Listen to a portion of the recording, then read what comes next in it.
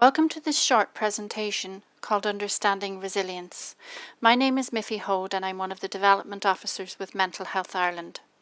In this presentation, we're going to explore what resilience is and ways that we can promote resilience through daily practices of self-care and reflective practice. So, let's have a look at what resilience is. A lot of definitions of resilience talk about it being the ability to cope with or recover from adversity. So when we face challenges in our life, when we face difficulties, stressful or distressing situations, our resilience helps us to either cope with it in the here and now, or to find ways to recover from it reasonably quickly after the event is over. Resilience is learned and acquired through experience and reflection. So what this really means is that resilience isn't something we're necessarily born with.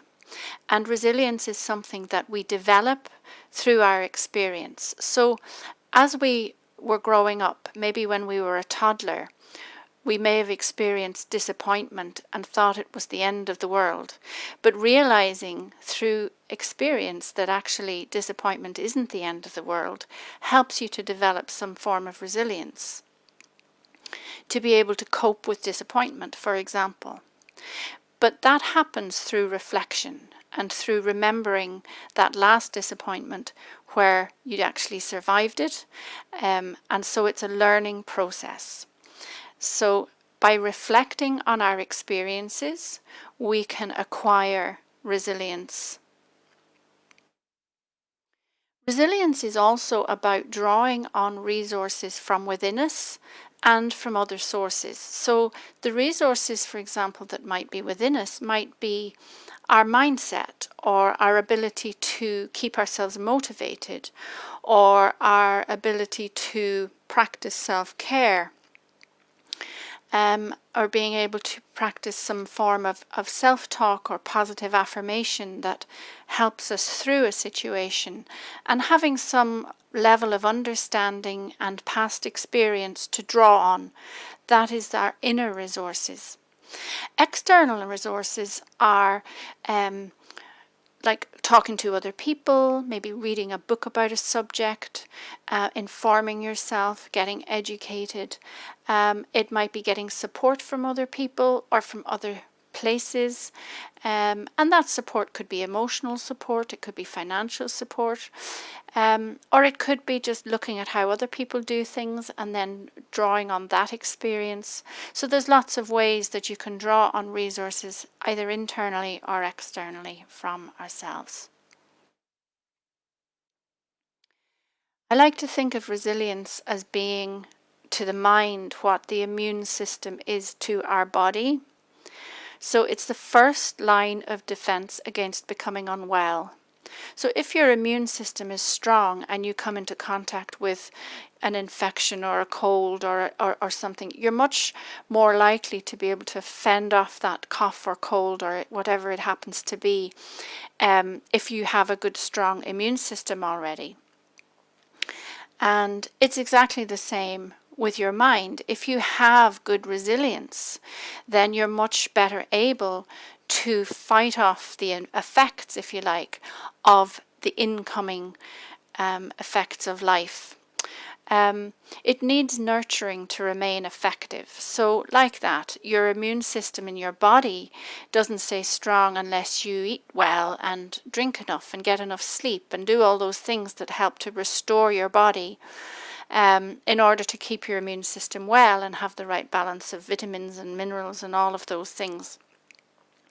So your resilience is in effect the same thing. You have to nurture your resilience and do things that strengthen your resilience in order for it to remain effective. And as we saw in the other presentation about stress, resilience is eroded by stress. And so is your immune system. So there's a very strong relationship between our immunity or our immune system, I should say, and our resilience. Our resilience increases and decreases throughout our lifetime, and for all sorts of reasons. So it may be a thing that a series of events in our lives that are difficult, challenging, ongoing adversity maybe, or it may be just one event that erodes our resilience because of the stress that it creates in us. But the good thing is that resilience can be promoted, resilience can be developed and grown. And that is done through self-care and reflective practices. So we're going to have a look now at what that might look like.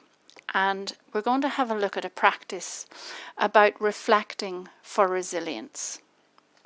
So in this exercise, the first thing to do is to bring to mind a time of adversity in your life. So it might be recent, or it might be some time ago. And it might be something that created stress or upset or distress. It might have been a bereavement. It might have been a loss of another kind, whether that was a job or a relationship breaking down or any of those sorts of things. It might have been a disappointment. It might have been anything at all that created angst in you or distress. So you're bringing to mind that time in your life. And now have a look at what were your feelings at the time. You may have felt sad. You may have felt hurt or disappointed. You may have felt angry. You may have felt helpless or powerless, or you may have felt really distressed and frustrated. There could be any number of emotions that you felt at the time, and there may have been many of those emotions. Now we're going to have a look at what got you through at that time. So what helped you get through? Because clearly you did get through that time. And so having a look at the things that helped, maybe it was that you talked to somebody. Maybe it was some support you got from somebody else. Maybe it was that you took it upon yourself to write about what was going on for you in order to get it out of your head. Maybe it was that you went walking or practiced some form of exercise that helped you at the time. Maybe it was that you got some medication to help you through that particularly tough time.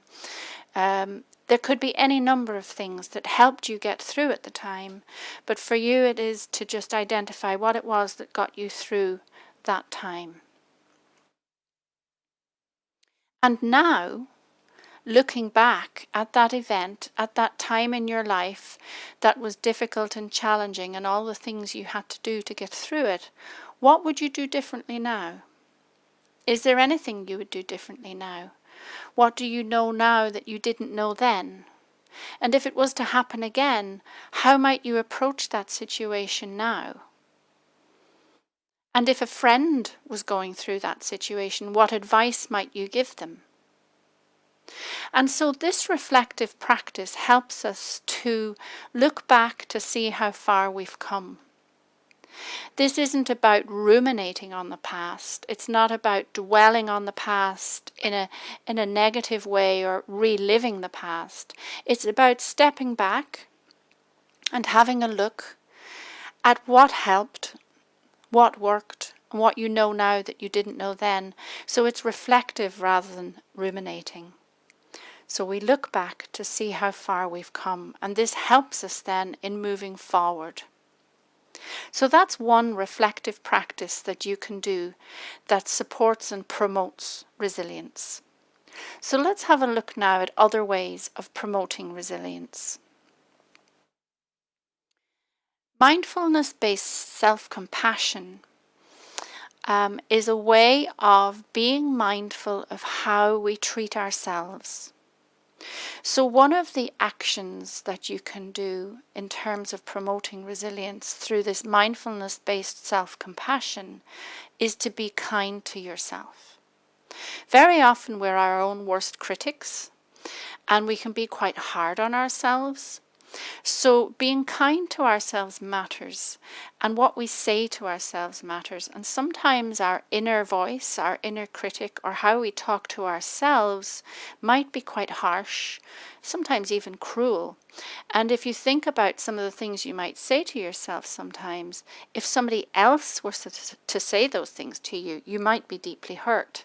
So it's just about being mindful of that and choosing to be kinder to ourselves. Focusing on our achievements is also a way of promoting resilience, and it helps to be more compassionate to ourselves, to be aware of, sometimes, again, going back to that inner critic, sometimes we're very critical of what we didn't get done and we berate ourselves for all the things we didn't do. And that just makes us feel worse. But if we focus on what we did get done, no matter how big or how small those achievements, sometimes, the fact that we got out of bed, had a shower and got dressed, that can be an achievement, especially if, let's say, you have depression. So, we have to measure our achievements relative to how we're doing. Maybe it's just reading a chapter of your book. Maybe it's just spending 15 minutes with somebody for their company. And whatever it is for you, it's about focusing on your achievements instead of what you're not getting done. And this helps us to feel better about ourselves. Another mindfulness-based self-compassion practice is the hand-on-heart practice. And that is where you take your predominant hand. If you're right-handed, use your right hand. If you're left-handed, use your left hand, and place it on your heart, so on the middle of your chest. And you can place your other hand on your belly. So with your hand that's on your heart, just start to pay attention to the sensation that's created there with your hand on your heart. And this practice actually slows down your autonomic nervous system. So we learned about that in the presentation about understanding stress, and how the autonomic nervous system is speeded up, is elevated when we're stressed. So the hand-on-heart practice slows down the heart rate, slows down the breathing rate, and it actually helps the brain to, it actually generates oxytocin, which is one of the hormones that makes us feel soothed and calm. And this practice is really good for anybody who lives with anxiety or any stressful situation. And it's just a really good practice for calming you and slowing things down. So as you have your hand on your heart, you're just breathing more slowly and feeling more calm. Another practice that is mindfulness based in self-compassion is gratitude practice. And that is extending gratitude for the things in your life that are good, for the things in your life that you appreciate. And again, this alters our brain chemistry. It improves our neural pathways to more healthier disposition. It increases our contentment. It increases our compassion. It increases our generosity. But it also just makes us feel happier in general when we start counting our blessings, or just being grateful for things in our life. And those things we can focus on are including ourselves, being grateful to ourselves, being grateful to our bodies for how they function, service, being grateful to ourselves for the various tasks that we complete, and so on. So it's focusing on what's there and what's good.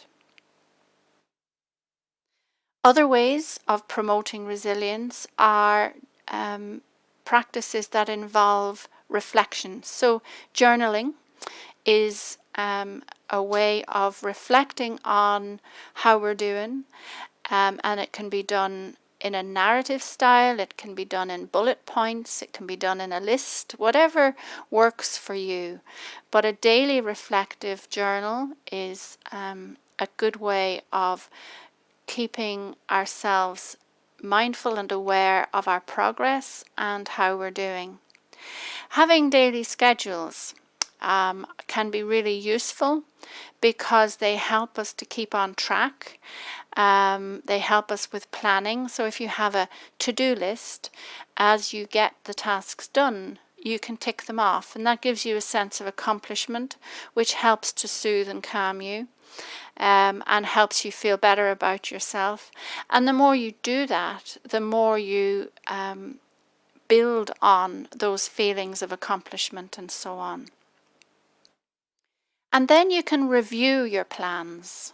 So it's really important that if you are making daily schedules, that once a week that you review, how is it going?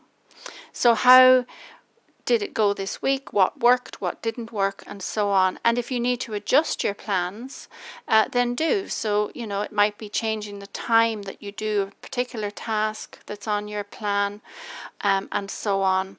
So just knowing that you can do those things to promote resilience is helpful.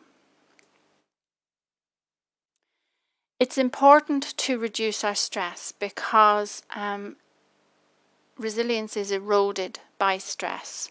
So practicing relaxation and mindfulness practices is really important.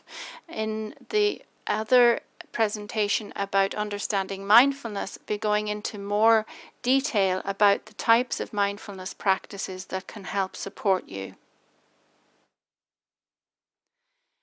Self-care is really important.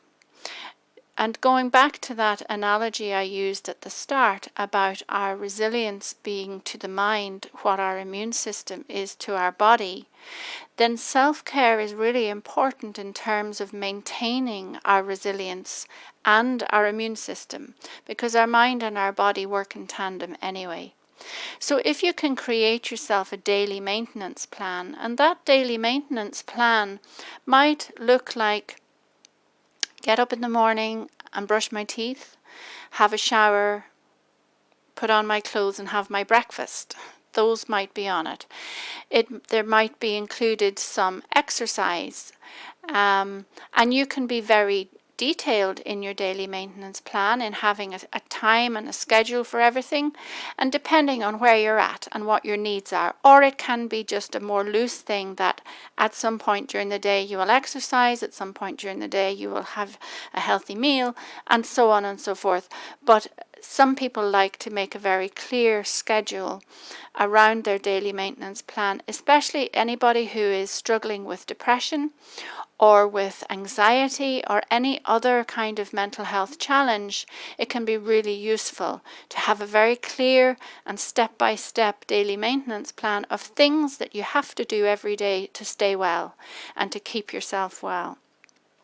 And these things all help to promote resilience, because if you have been eating well, and if you have been having a good healthy sleep pattern, and you're keeping yourself hydrated, and you're getting a bit of exercise every day, and you're reading something interesting every day, and you're spending some time in good company every day, all of these things help to keep your well-being up, and all of those things then help to support your resilience and maintain your resilience. So finally there, the 5 ways to well-being: be active, connect, take notice, keep learning, and give, are all activities that we explored in the 5 ways to well-being presentation, of ways that you can support your well-being, and in turn supporting your well-being helps to support your resilience.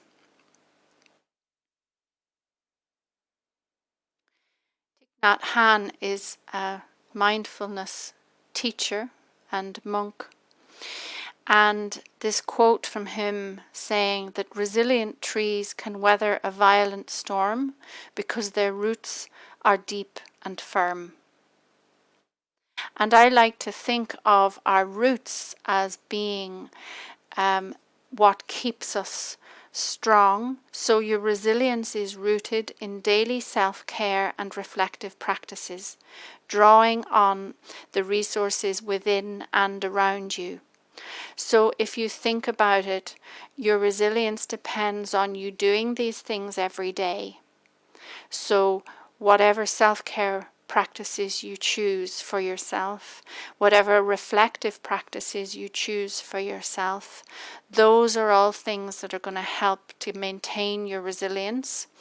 And then whether you're drawing on your own personal resources from within you, or whether you're drawing on resources from around you that are available to you, and it's probably going to be a mixture of both. And those are the things that are going to keep you well, that are going to keep you resilient. And that resilience is then what you're going to be able to draw on next time you face a challenge, whether it's similar to an old challenge or whether it's a new challenge that you haven't met before. You're going to be able to either cope with it as it happens, or certainly recover from it more quickly after it's over.